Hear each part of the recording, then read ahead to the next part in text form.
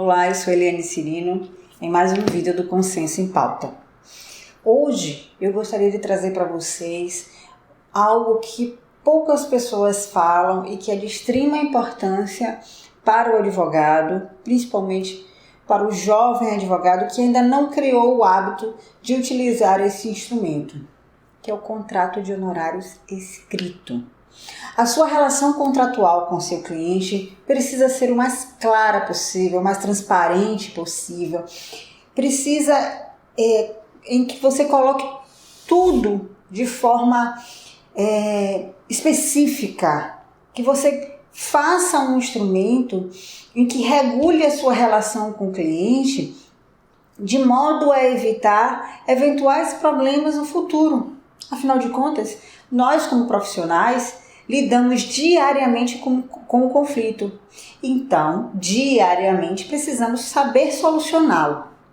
Nesse aspecto, a utilização do contrato de honorários escrito, na forma escrita, no papel, ela é de extrema importância, porque todos sabem que o contrato de honorários pode sim ser verbal, como qualquer outro contrato.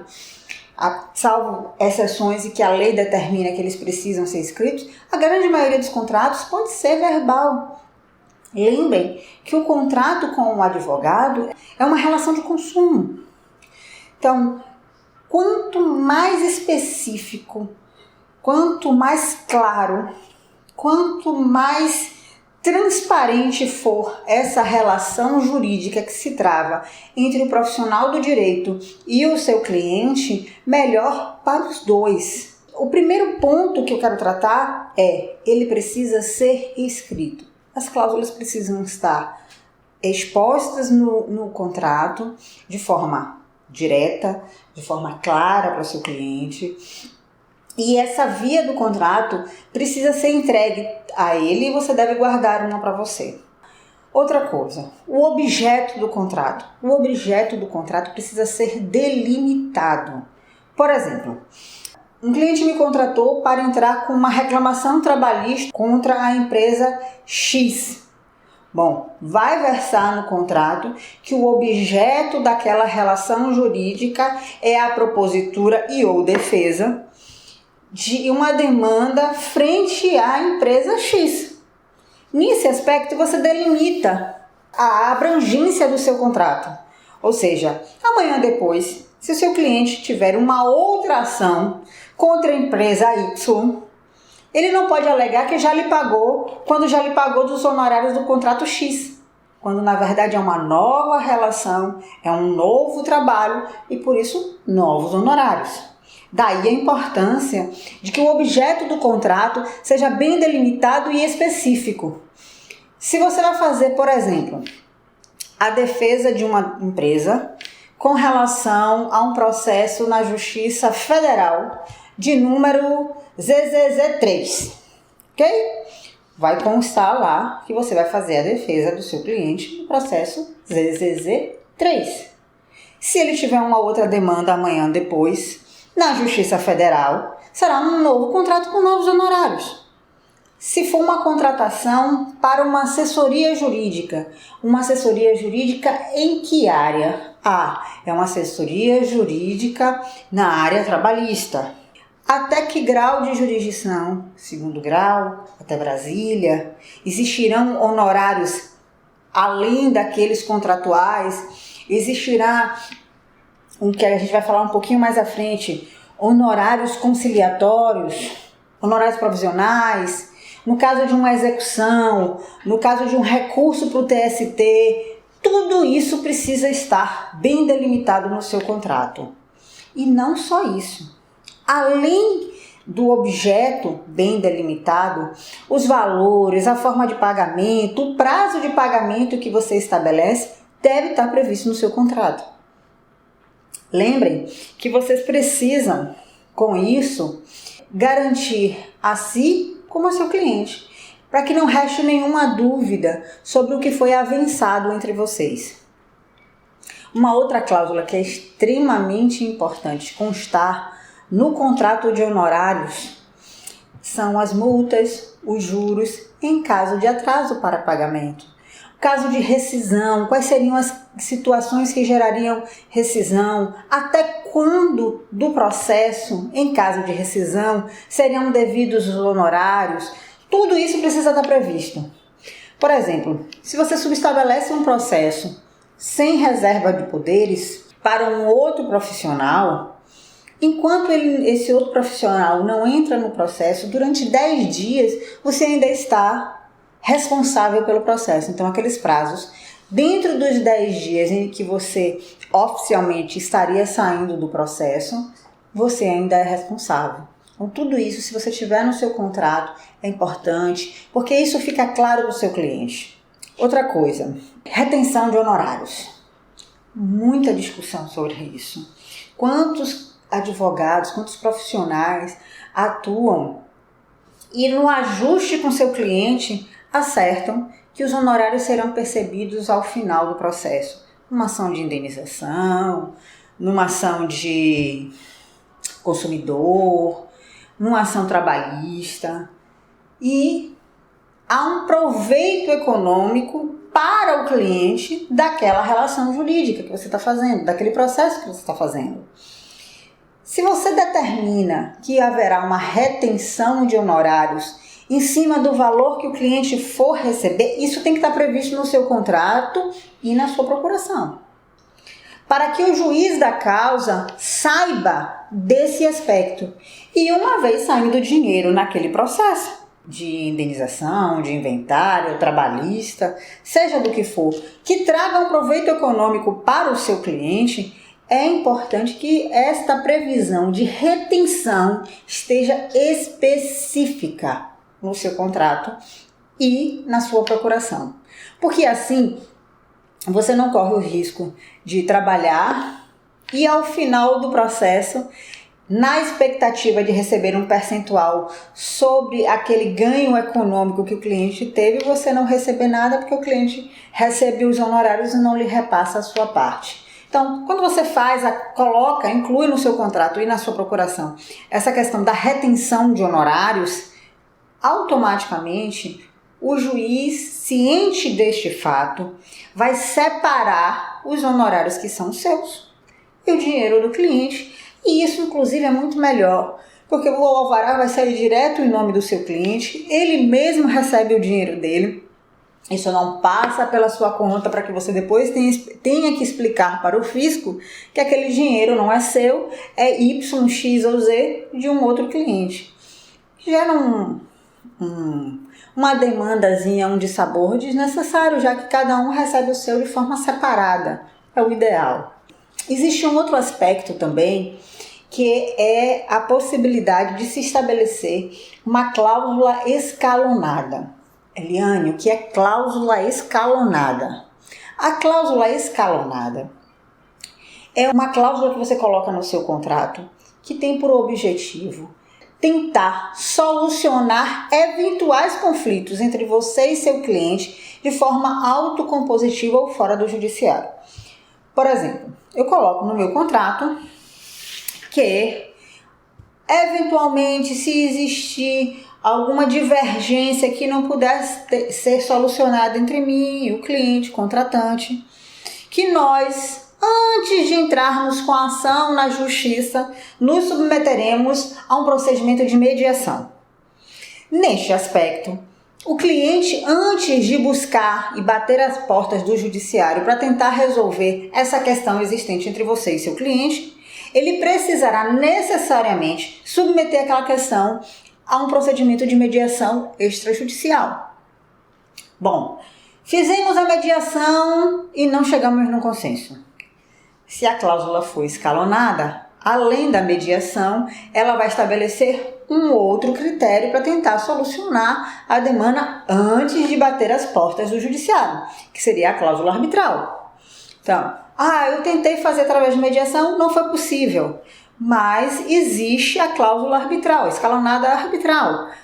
Saiu da mediação, foi para a arbitragem, num árbitro que nós já pré-determinamos e submeteremos a demanda. Isso é importante? É importante. Porque nessa cláusula escalonada, Antes de você bater as portas do judiciário, você tenta solucionar o conflito de forma célere e autocompositiva para as partes. E se o cliente não quiser se submeter à mediação, nem quiser se submeter à arbitragem, existindo essa cláusula no seu contrato, ele vai entrar com ação contra você na justiça comum, no juizado, seja lá onde for, que ele entenda ser o caminho correto. E essa ação será extinta sem julgamento de mérito. Por quê? Porque existe uma cláusula no seu contrato com ele que determina que você precisa, antes de entrar na justiça, se submeter a esses procedimentos. Então isso é extremamente importante, é uma forma de assegurar não só você como seu cliente também, e já estabelecer determinados parâmetros para esta relação jurídica. Eu já falei do objeto, já falei da necessidade de estabelecimento no seu contrato do valor a ser cobrado, da forma a ser cobrada, do prazo de pagamento, da cláusula escalonada, da retenção de honorários. Mas vem uma outra questão que muitos advogados fazem confusão e não sabem como lidar. Os honorários podem ser provisionais, sucumbenciais e conciliatórios. Eliane, que diacho é isso? Bom, vamos lá. Honorários provisionais. São os honorários que você cobra do seu cliente para iniciar a ação. São os custos iniciais para o profissional do direito. Eu vou entrar com uma ação, como o cliente me contrata, para fazer uma ação de divórcio. Eu vou cobrar um valor inicial, que são os honorários provisionais, para que eu proponha a ação, para que eu diligencie, e honorários que seriam os honorários contratuais, num percentual sobre o proveito econômico, do patrimônio que ficar para aquela pessoa, por exemplo. Então eu tenho um valor, que eu vou chamar aqui de, R$5.000 para começar o processo. E mais 10% em cima do valor do ganho econômico estabelecido nessa ação. Esses R$5.000 são honorários provisionais, são honorários de início do processo. Os outros 10% são, de fato, os honorários previstos no seu contrato, que você pode já deixar ajustado com seu cliente, que deverá ser retido no processo ou pago de forma parcelada em X, Y, Z vezes. Isso é possível? Sim, é possível. Então, eu tenho os meus honorários, os honorários provisionais. Eu tenho também os honorários sucumbenciais. O que são honorários sucumbenciais? Os honorários sucumbenciais são honorários advocatícios determinados dentro de um processo pelo juiz em favor do advogado da qual a tese foi vitoriosa. Esses honorários pertencem ao cliente. Quem é que paga? Quem é que vai pagar os honorários sucumbenciais? A parte vencida. Esses valores de honorários sucumbenciais serão deduzidos dos meus honorários, doutora, que eu acertei com o meu cliente no meu contrato? Não. É um outro tipo de honorários previsto na norma e que tem por objetivo remunerar o advogado para o qual a tese foi vitoriosa. São duas coisas distintas. Poxa, doutora, mas então não vale a pena fazer acordo no processo, não vale a pena mediar. Porque se a gente chega num consenso, não existe vitorioso. Epa lá. Não vale a pena? Não, vale a pena sim, sempre vale a pena. Mas de que forma eu vou ser remunerada desse plus, nesse a mais, nesse reconhecimento de tese, nesse reconhecimento da minha atuação profissional? Através dos honorários conciliatórios. Esses honorários conciliatórios deverão estar determinados entre você e seu cliente no seu contrato. Por exemplo, é uma coisa que a gente gosta de dizer que a gente chama de êxito. eu acertei com o meu cliente honorários provisionais para entrar com a ação, eu acertei com o meu cliente que eu receberia X% do proveito econômico, mas eu também posso acertar com o meu cliente os honorários conciliatórios, no sentido de estabelecer um valor ou um percentual em cima da causa, do valor da causa, em cima do proveito econômico. Isso aí vocês é que vão determinar, dialogando e negociando com o seu cliente. Lembrem que contrato de honorários advocatícios não é contrato de adesão, é um contrato negociado. Se você conseguir resolver a demanda dele na fase de mediação. Simples assim. Por quê? Porque o tempo gasto e o custo da demanda na justiça seria muito mais desgastante e caro para o seu cliente se ficar lá muito tempo. Então você acerta com o seu cliente que se eu conseguir resolver a sua demanda até uma determinada fase, com um determinado proveito econômico, eu receberia honorários conciliatórios. Não vou receber honorários sucumbenciais? Não vou receber honorários sucumbenciais, porque ficou determinado que naquele processo que houve uma conciliação entre as partes, houve uma mediação que gerou um acordo, não houve parte vitoriosa, mas houve um ganho econômico, de tempo, de desgaste emocional para o seu cliente. E esse trabalho que gerou esse ganho para o seu cliente pode e deve ser remunerado através de honorários conciliatórios. Os honorários do advogado têm natureza de verba alimentar. Tem inclusive prioridade na frente de outros créditos civis, ok?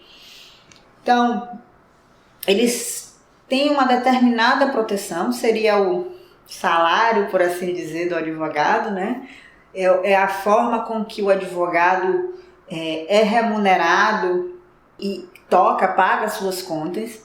Então é preciso que essa relação jurídica com o cliente seja o mais clara possível, seja feita de uma forma leve, de uma forma transparente, sincera, em que você forneça para o seu cliente uma via sim deste contrato, em que ele possa ler, que ele possa discutir com você e negociar.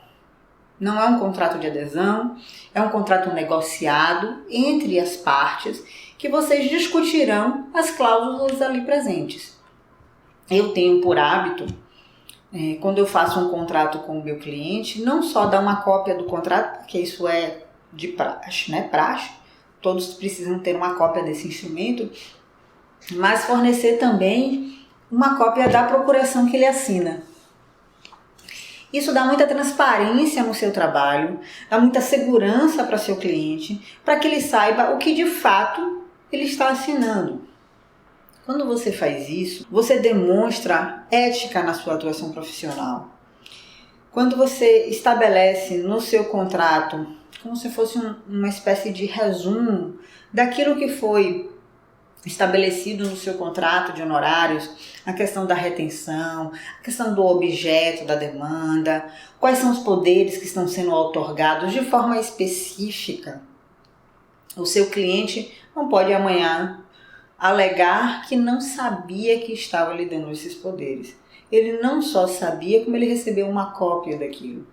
É muito importante que, como profissionais, nós não cuidemos apenas de prevenir o conflito do nosso cliente com o terceiro, mas também tenhamos o cuidado de estabelecer uma normatização clara e direta com o cliente.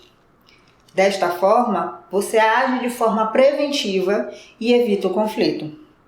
Espero que vocês tenham gostado e até o próximo vídeo.